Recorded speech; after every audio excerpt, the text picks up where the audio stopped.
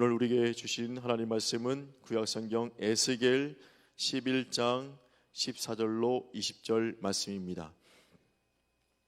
제가 가진 성경은 구약성경 1164쪽 에스겔 11장 14절로 20절 말씀. 우리 다 자시었으면 우리 한 목소리로 합독하겠습니다. 여호와의 말씀이 내게 임하여 이르시되 인자야, 예루살렘 주민이 내 형제 곧 내 형제와 친척과 온 이스라엘 족속을 향하여 이르기를 너희는 여호와에게서 멀리 떠나라. 이 땅은 우리에게 주어 기업이 되게 하신 것이라 하였나니 그런즉 너는 말하기를 주 여호와의 말씀에 내가 비록 그들을 멀리 이방인 가운데로 쫓아내어 여러 나라에 흩었으나 그들이 도달할 나라들에게서 내가 잠깐 그들에게 성소가 되리라 하셨다 하고 너는 또 말하기를 주 여호와의 말씀에 내가 너희를 만민 가운데에서 모으며 너희를 흩은 여러 나라 가운데에서 모아내고 이스라엘 땅을 너희에게 주리라 하셨다 하라. 그들이 그리로 가서 그 가운데 모든 미움 물건과 모든 가증한 것을 제거하여 버릴지라. 내가 그들에게 한 마음을 주고 그 속에 새 영을 주며 그 몸에서 돌 같은 마음을 제거하고 살처럼 부드러운 마음을 주어 내 율례를 따르며 내 규례를 지켜 행하게 하리니 그들은 내 백성이 되고 나는 그들의 하나님이 되리라. 아멘. 하나님의 백성이라면, 교회 다니는 사람이라면, 믿음을 가진 사람이라면 분명히 그것을 드러낼 수 있는 특징들이 있습니다. 오늘 본문에서는 이 바벨론 포로 시기에 있는 예루살렘에 머물러 있는 사람들과 바벨론 포로로 잡혀간 사람들, 두 부류의 사람들이 나오고 있는데 이 두 부류의 사람들의 모습을 볼 때에 진정한 하나님의 백성의 모습이 무엇인지를 살펴볼 수 있습니다. 그래서 오늘은 이 말씀을 통하여서 이 하나님의 백성의 모습이 무엇인지 세 가지로 같이 짧게 나누면서 은혜를 나누고자 합니다. 첫 번째, 하나님의 백성은 바로 하나님의 위증을 정확히 헤아리고 말하는 사람이 하나님의 백성이라는 것입니다. 예수님이 빌립보 가이사랴에 도착했을 때에 제자들을 불러서 모아서 질문을 합니다. 인자를 세상 사람들은 무엇이라고 말하느냐? 그러니까 제자들이 서로 세례 요한이라 말합니다. 아니면 엘리야라 말합니다. 아니면 또 예레미야나 일반의 선지자 중에 한 사람이라고 이야기합니다. 그럴 때 베드로가 마태복음 16장 16절 말씀에 시몬 베드로가 대답하여 이르되 주는 그리스도시요 살아계신 하나님의 아들이시니이다. 그러니까 예수께서 대답하여 이르시되 바요나 시몬아 내가 복이 있도다. 베드로의 대답은 이 예수님이 가장 듣고 싶은, 예수님이 그 속마음에 원하시는 그 뜻이 무엇인지를 정확히 간파하고 예수님이 원하시는 대답을 한, 즉 예수님의 위증을 정확히 생각하고 대답한 것이 베드로의 말이었기에 복을 얻는다 말하고 칭찬을 받게 되었습니다. 15절에는 이 예루살렘에 남아있던 사람들이, 백성들이 이 포로로 잡혀가 있는 백성들을 바라보면서 이야기한 이야기가 바로 15절에 있습니다. 그 바벨론에 잡혀간 포로들을 바라보았던 예루살렘에 있던 사람들은 어떤 마음이 있었냐면 자신들은 하나님이 선택한 사람들이기에 그 어려움을 당하는 포로 생활을 허락지 아니하시고 이 예루살렘에 머물러 수 있는 축복을 허락해 주셨지만 포로로 잡혀가 있는 사람들은 하나님이 버린 사람들이요 외면한 사람들이요 하나님이 내친 사람들이다라고 이야기합니다. 그러기에 이 사람들에게 이렇게 선포합니다. 뭐라고 얘기하냐면 너희는 여호와께서 멀리 떠나라. 하나님께 가까이 오지 마라. 왜냐하면 하나님이 버리신 사람들인데 하나님께 가까이 오면 하나님을 더욱더 힘들게 하기 때문에 하나님께 점점 멀리 가라. 하나님을 찾을 생각도 말고 하나님을 바라볼 생각도 말고 하나님께 가까울 생각도 하지 마라. 즉 예루살렘으로 돌아올 생각도 아예 하지 마라. 하나님이 너희들 버리셔서 바벨론 포로로 잡혀가게 한 것이기 때문에 예루살렘으로 아예 돌아올 생각조차도 하지 마라 라고 예루살렘에 남아있는 사람들이 이야기하고 있는 것입니다. 그런데 이것은 하나님이 원하심이 아니었습니다.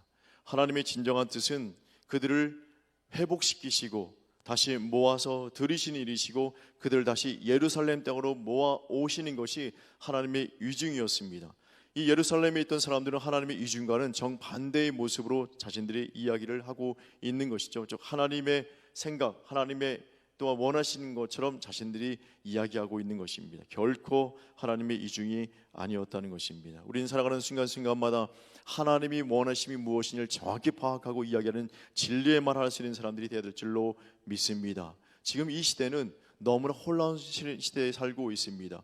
한 예를 들면 모 교회를 지금 어떤 기관이 철거를 하려고 하고 있습니다. 그런데 언론에서는 그 교회에 있는 성도들이 화염병을 던졌다, 화염 방사기를 막 터뜨렸다, 막 그렇게 이야기합니다. 그런데 그 교회에 있는 관계자들은 결코 그렇지 않다. 우리에게는 그런 것도 없었고, 심지어 용역들이 기름을 들고 왔었고, 용역들이 기압장을 던지고 유리창을 깨고 화염 불을 질렀다라고 이야기하고 있습니다. 무엇이 진실인지 모르지만 분명히 진실을 있다는 것이죠. 이런 혼란스러운 시대 속에 우리가 바른 것을 보고 바른 것을 말하고 바른 것을 추구할 필요성이 있는데, 그러기 위해서는 바로 하나님의 위중, 하나님의 뜻을 정확히 간파하는 모습이 우리에게 있어야 될 줄로 믿습니다. 두 번째는 바로 하나님의 백성은 하나님이 원하시는 행동을 하는 사람이 바로 하나님의 백성이라는 것입니다. 결론적으로 말씀드리면 하나님이 원하시는 행동은 바로 하나님을 예배하는 모습이라고 할 수 있는 것이죠. 마태복음 21장 28절에서 31절에는 예수님께서 두 아들에 대한 비유를 말씀하고 있는데요, 한 아버지가 있었습니다. 근데 그 아버지가 포도원을 경영하고 있었는데 첫째 아들에게 이야기합니다. 포도원에 가서 좀 일 좀 해라. 그러니까 첫째 아들이 네 알겠습니다, 가겠습니다. 그런데 첫째 아들은 말은 하고 행하지 않습니다. 근데 둘째 아들은 처음에 아버지가 포도원 가서 좀 일 좀 해라. 그러니까 둘째 아들이 네 아버지 그렇게 하지 않겠습니다. 저는 너무 힘들기 때문에 그 포도원에 가지 않겠습니다. 그런데 시간이 지난 후에 아버지가 포도원에 가라고 하셨지 하면서 깨달은 후에 포도원 가서 일을 하게 됩니다. 그럴 때 예수님께서 말씀하시면 누가 아버지의 뜻대로 행한 사람이냐, 말만 하고 행하지 않은 사람, 아니면 말해서 거부했지만 깨달은 후에 행한 사람 누구냐? 둘째 아들이니이다 라고 이야기하고 있는 것이죠. 우리의 모습이 바로 이런 모습이 되야 될 줄은 믿습니다. 말이 앞서는 것이 아니라 하나님 앞에 행동으로 예배드리는 인생, 그 인생이 하나님이 원하시는 백성의 모습이라는 것입니다. 예루살렘에 모여 있었던 그 포로로 잡혀가지 않은 백성들은 우리는 하나님이 택한 선민이야, 하나님이 우리를 택하셨어, 하나님이 우리를 그렇게 택하셔서 저 포로된 그 힘겨운 삶을 허락해 주지 않으셨지라고 생각하고 있었음에도 불구하고 이네들의 행동 자체는 하나님이 원하신 행동이 아니었습니다. 바로 본문 전에 있는 에스겔 8장 16절로 17절 말씀을 잘 읽어드리면, 그가 또 나를 데리고 여호와의 성전 안뜰에 들어가시니라. 에스겔 선지자를 데리고 하나님 보여주시는 것이죠. 보라, 여호와의 성전 문 곧 현관과 제단 사이에서 약 25명이 여호와의 성전을 등지고 낫을 동쪽으로 향하여 동쪽 태양에게 예배하더라. 또 내게 이르시되 인자야, 내가 보았느냐? 유다족 속에 여기에 행한 가증한 일을 적다 하겠느냐? 그들이 그 땅을 폭행으로 채우고 또 다시 내 노여움을 일으키며 심지어 나뭇가지를 그 코에 두었느니라 라고 이야기하고 있습니다. 예루살렘에 모여있던 그 백성들은 하나님이 우리를 선택하셨어, 우리를 보호해 주셨어, 그래서 우리 잡혀가지 않게끔 해주셨고 이 예루살렘 성전에 머물러게 해주셨지라고 이야기하지만, 실질적으로 이 교회 안에 성전 안에 들어와 있음에도 불구하고 십자가를 바라보고, 지금으로 생각하면 십자가를 바라보고 예수님 바라보고 하나님 바라보는 것이 아니라 등지고, 성전을 등지고 제단을 등지고 우상들을 섬기는 모습이 있었다는 것입니다. 복행하고 또한 여러 가지 가증한 것들을 행하는 모습이 이 예루살렘에 있던 사람들의 모습이었습니다. 그런데 포로로 잡혀가 있는 백성들은 어떤 모습이 있었느냐? 그들은 포로로 잡혀가 있음에도 불구하고 성전을 사모하고 예배를 사모하고 하나님을 사모하는 모습이 있어서 끝까지 그들이 시간이 되면 예배하고 기도하는 모습이 있었습니다. 그 모습을 다니엘 6장 10절 말씀에 한번 빗대어서 말씀하고 있죠. 다니엘이 이런 모습이 있었습니다. 예루살렘을 향하여서 그가 창문을 열고 전에 하던 대로 하루 3번씩 무릎을 꿇고 기도하며 하나님께 감사하는 모습이 있었는데, 이것은 다니엘만의 모습이 아니라 예루살렘을 떠나서 포로로 잡혀갔던 수많은 믿음의 백성들이 그 먼 타지에서도 예배를 사모하면서 그렇게 하나님께 예배를 드렸던 모습이 있었다는 것입니다. 그러기에 하나님께서는 그 모습을 알기에 본문 16절 말씀에 내가 그들에게 성소가 되리라 라고 말씀하십니다. 이 성소가 되리라라는 것은 그들이 성전이 아닌 곳에서, 성소가 아닌 곳에서 하나님께 예배하고 또한 하나님께 감사하고 찬양하는 모습을 바라보시면서 이 성전에서 드렸던 그 예배드렸던 그 감격과 기쁨과 감동과 그 은혜를 그 현장 속에서 내가 허락해 주겠다라는 말씀입니다. 그런데 중요한 사실이 있습니다. 그 말씀 속에 16절 말씀의 하반절에 내가 그들에게 성소가 되는데 잠깐 그들에게 성소가 되리라. 즉 하나님께서는 그 먼 타지 바벨론에서 예배드리는 그 모습 속에, 그 현장 속에서 기쁨을 주시고 감동을 주시고 또 은혜를 허락해 주시지만 잠깐 허락하십니다. 그리고 다시 그들을 불러들이시고 모으시고 또 성전으로 예루살렘으로 끌어모으셔서 해방시켜 주셔서 그 현장 속에서 그렇게 그 먼 타지에서 느꼈던 그 은혜와 감동을 다시 한번 그 이 성전 속에서 은혜를 느끼고 또한 경험케 해 주신다는 것입니다.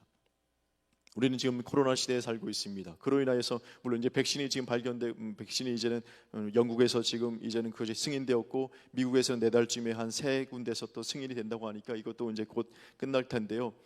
수많은 현장, 이 코로나로 인해서 수많은 분들이 예배의 이 교회 현장 속에서의 그 예배의 감격과 감동과 은혜를 사모하였지만 그렇게 드리지 못하고 각자의 처소에서 예배드린, 지금도 각자 처소에 예배드리는 분들이 있을 텐데요. 그렇게 사모하면서 각자 처소에서 예배드린 그 인생 속에서 하나님께서 그들에게 성소에 누렸던 그 은혜를 허락해 주실 줄로 믿습니다. 어느 곳에 있든지 간에 그 현장이 바로 성소가 되는 은혜를 주님께서 허락해 주시는데 잠깐 허락해 주시는 것이죠. 그러니까 하나님께서는 그 사모하는 자들에게 다시 이 교회 현장 속에 나와서 예배드릴 수 있는 귀한 은혜를 더하여 주실 줄로 믿습니다. 얼마 되지 않아서 그것이 회복되어집니다. 얼마 되지 않아서 이들은 해방되어져서 다 예루살렘에 돌아와서 그들이 기쁨으로 찬양하죠. 그래서 우리 시편에 가끔가다 보면 성전에 올라오는 노래라는 것이 있습니다. 해방되어져서 성전을 찾아오는 그 백성들이 얼마나 기쁜지 시로 표현했던 것들이 기록되어 있는 것을 우리는 너무 잘 알고 있습니다. 이렇듯 하나님의 백성들은 어느 곳에 있든지 간에 하나님께 예배드리는 그 예배를 사모하는 사람, 그 예배드리는 사람이 바로 하나님의 백성이라는 것입니다. 세 번째, 하나님의 백성은 바로 하나님이 그 인생을 만지신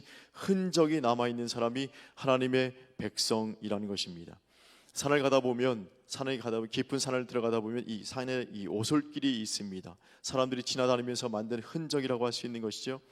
예수님에게는 하나님의 계획하신 그 구원의 사역들을 이루기 위해서 그 구원의 사역을 이루시면서 십자가의 흔적이 예수님에게 남으셨습니다. 그래서 요한복음 20장 20절의 말씀에는 이 예수님이 돌아가신 후에 막 무서워서 그 문을 잠그고 모여있던 제자들에게 예수님이 나타나셔서 말씀하십니다. 너에게 평강이 있을지어다. 그러면서 요한복음 20장 20절 말씀에 이 말씀을 하시고 손과 옆구리를 보이시니 제자들이 주를 보고 기뻐하더라. 또한 요한복음 20장 20절 말씀에 그것을 의심했던 도마에게 이렇게 말씀하십니다. 도마에게 이르시되 내 손가락을 이리 내밀어 내 손을 보고 내 손을 내밀어 내 옆구리에 넣어보라. 예수님께서는 제자들에게 못자국과 창자국을 보여주시면서 내가 구원 역사를 이룬 예수 그리스도이다 라고 말씀합니다. 예수님에게는 그 구원의 흔적인 십자가의 흔적이 예수님에게 있었습니다. 이렇듯 진흙 같은 우리를 인생을 빚어가는 그 하나님의 손길이 남아있는 인생, 그 흔적이 남아있는 인생이 바로 하나님의 백성이라는 것입니다. 하나님이 그 인생에 개입하시는 것이 축복이요, 하나님이 또한 그 인생을 이끌어가는 것이 붙잡아 주심이 우리의 축복인 줄로 믿습니다. 요즘 말로 말하면 이 백성들, 어찌 보면 먼 타지에 가 있는 백성들, 포로 잡혀가 있는 백성들은 요즘 말로 말하면 백도 없고 돈도 없고 힘도 없는 사람들이었습니다.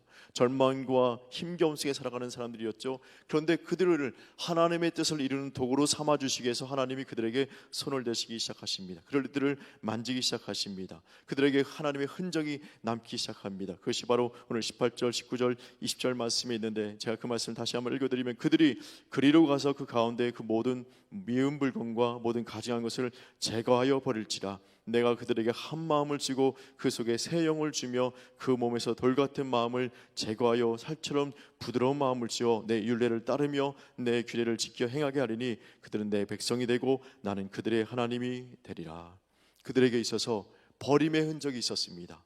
또한 체험의 흔적이 있었습니다. 그리고 행함의 흔적이 있었습니다. 누구로 인하여서? 하나님으로 인한 흔적이 있었다는 것입니다. 오늘 우리가 기도할 때 그런 흔적이 있기를 원합니다. 소망의 흔적, 응답의 흔적, 확신함의 흔적, 하나님께서 함께 하시는 그 흔적이 있는 귀한 시간 되기를 원합니다. 행복하고 복된 인생은 바로 하나님의 백성으로 살아가는 인생이 바로 행복하고 복된 인생입니다. 그러기에 하나님의 그 복된 인생, 하나님의 백성은 하나님의 이중을 깨닫고 하나님의 원하는 그 진리의 말을 선포하는 사람이 바로 하나님의 백성인 것이요, 그 원하신 대로 예배하며 살아가는 그 인생이 하나님 백성이며 그 가운데에 하나님이 만지시고 터치하시고 이끌어 주시고 하나님이 또한 붙잡아 주시는 그 흔적이 있는 인생이 바로 하나님의 백성인 줄로 믿습니다. 오늘 살아갈 동안 이 하나님의 흔적이 있는 인생, 또한 살아갈 때 하나님의 백성으로서의 자부심과 긍지로 그 믿음으로 승리하는 모두 되시기를 주님의 이름으로 축복합니다.